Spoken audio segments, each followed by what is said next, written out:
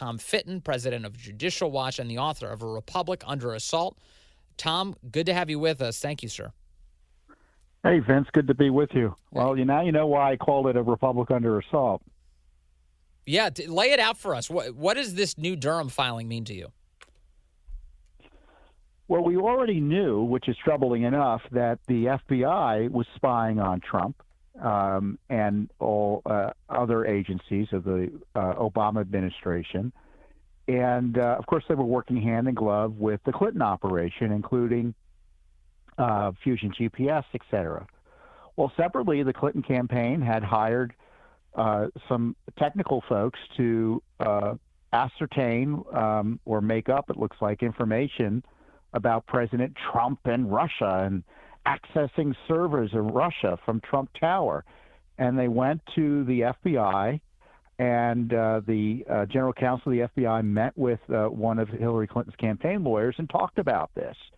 Now, Sussman, who was the campaign lawyer involved, lied about, according to Durham, about who he was representing. He was there for Hillary, and he told them he was there for something else. Now, the FBI tried to run it down, supposedly, didn't find anything to support it, but it didn't stop the Clinton campaign. In fact, they continued to use these computer tech people to spy on Trump, according to Durham, and the executive office of the president, and then they went to the CIA with this information. Now, they didn't say that in the Durham filing on Friday, but other reporting suggests that, including in the New York Times, that it was the CIA they then went to. And I'm not aware of the CIA blowing the whistle on that illegal activity. Are you? No, not at all. And in fact, yeah, I mean, there are so many pieces to this story, but the basic one that I think bears repeating, and you just said, it's like, look, the FBI spied on the Trump campaign. We knew about that. We knew the FBI was using the Steele dossier as the basis to spy on Carter Page, who is a Trump campaign advisor. And the emails that they collected from Carter Page included his time in the campaign. So when we say that they were spying on the campaign, that was explicitly happening. It was also explicitly happening when the FBI used Stefan Halper as a confidential informant in 2016, spying on both Carter Page and George Papadopoulos. Also in 2016, we know about Ozra Turk, the FBI's undercover agent, sent in recording conversations with George Papadopoulos as well. And so we've got all of this evidence, of course, that, people like Leslie Stahl at 60 Minutes, pretended didn't exist. It was absolutely out there. The new piece here, it seems, Tom, is now we find out that a government contractor was using its access to the White House in order to create a phony picture of Donald Trump colluding with the Russians. I mean, this seems pretty scary that we have government contractors who are in on this, who are exploiting their access in order to create false impressions of what's going on in the country. And they go and tell the CIA they're doing it. And this is the CIA nominally being run by President Trump at the time. Yes. And nothing's being done. So what happens? Trump is the one that gets investigated by the same group of agencies using the same information that they knew at the time was false to target him with this outrageous special counsel investigation, him and his family. And remember, when you're talking about Trump Tower, it means Trump's family. Because his sons worked there, his daughter worked there. They were spying on his family, and they were spying on him in the Trump White House. And as you point out, they were using federal auspices to do it. They were using it. They were using the power of government or their relationship with government to do it, which raises significant criminal issues for not only those doing it directly, but those who paid for it knowingly, it looks like, the Clinton campaign and company. And so who's been implicated in this further? Hillary Clinton. Remember, Jake Sullivan, who's National Security Advisor, was putting out Russia lies along this pushing forward this fake story that Trump and Russia were in collusion through computer servers. So Sullivan's neck deep in this, and he's our National Security Advisor, telling us to believe him on Russia when he lied about Russia. Right now, Jake Sullivan is the most public face saying that we need to believe them, that there's a war about to break out on the border between Ukraine and Russia. And Jake Sullivan's public record, as you've so well laid out, Tom Fitton, is that of a liar. So why are we to trust him on this big issue? No, he's been thoroughly compromised. And the only thing I would say is I'm frustrated here because it's now in 2019, he was appointed Durham. This is now 2022. Right. There's been 3 indictments, one of which ended up in a plea deal, which was kind of a disaster. The FBI agent who lied in the FISA warrant process in order to get spy. Right. And no jail time for him. So that was kind of a weak sister of a plea agreement.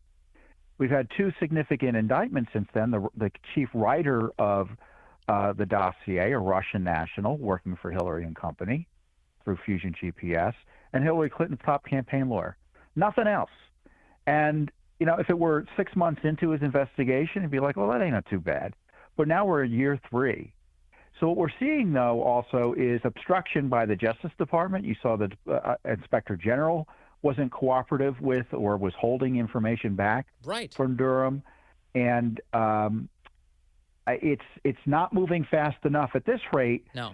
We'll be in the Chelsea Clinton administration before we hear anything more. And there's no public pressure, by the way, on Durham to move quickly at all or to get answers out. How many news stories have you seen on the subject you and I are talking about right now, that Hillary Clinton was paying vis-a-vis a government contractor to spy on the White House? Like, how many? I haven't seen any news stories on this subject. I've seen the right cover it. I've seen Fox News cover it. I've seen places like the Examiner and the Daily Caller and the New York Post. The Wall Street Journal's got an editorial on it. But beyond that, nothing from the New York Times, nothing the Washington Post, nothing from CNN, nothing from any of these outlets. They're just happily ignoring it. This seems like a very consequential story. There's no meaningful public pressure from elite corners of the media. And it's no stretch to say that Joe Biden has information about this. He was involved in at least one famous or infamous Oval Office meeting at which a lot of this was discussed, the targeting of Flynn, whether to withhold information from Trump, the shady dossier that was used by Comey to go confront Trump, and again, in another spy operation. Biden was there. He should be questioned about what he knew and when. And as you point out, the lack of media interest just tells you about the decrepit nature of our legacy media than about the news value of what is happening here. Because as you remember, when there was another special counsel investigating people close to a president, they breathlessly reported on every filing. Here, Durham ties, as we point out, top officials of the Biden administration and Hillary Clinton to criminal activity and nary a peep. No, nothing. Do we know anything about the statute of limitations? You talk about the amount of time that's elapsed here. At some point, you would imagine that a statute of limitations is going to run up, and it doesn't even matter how many scandals Durham lays out in public documents, that some of these people will never be charged with anything because they're out of the window. Yeah, I suspect that's a concern. It may not be as great a concern to prosecutors who know what crimes they're investigating, whether there have been overt acts in furtherance of those crimes that bring the statute of limitations forward. But I don't know about you, but I want to know and want affirmation that Hillary Clinton is being seriously questioned by Durham. It's been too long. There's been too little accountability. And, if I were Trump, I'd be furious. Because if this information had been known prior to the election, who knows what the results would have been. But remember, in Hillary's case, she was questioned by the FBI. It was July 4th weekend of 2016. And they asked her about, I believe that was about classified information on her server. They were doing an investigation. And they offered immunity to everyone in and around her. And they had like a very friendly conversation with her at, I believe, at FBI headquarters. I mean, they rolled out the red carpet for that lady to pretend to investigate her. So not too hopeful that they're actually drilling her now. Well, and now we know that one of the reasons this whole Russia smear was ginned up was to protect herself from the consequences of her illegal behavior related to her emails. It's as bad as people think, and everything that people suspected, they're right about. It's totally third world. And in addition, you have sort of this state-controlled media, or at least the state-loving media, that have no interest in one of the biggest political scandals in our country's history. I mean, we had a president run out of office for a spying operation on a political party headquarters. And now in the 2020s, we had an operation to spy on the president inside of the White House and no consequences to be seen. I'll give you the last word, Tom. Well, and that's the big test for Durham. What other additional, because what he's done thus far is good, but not sufficient. And so we should have expectation that he does more, and be aware that there's going to be a lot of effort within the Justice Department and certainly from the Democrats in Congress to thwart his investigation.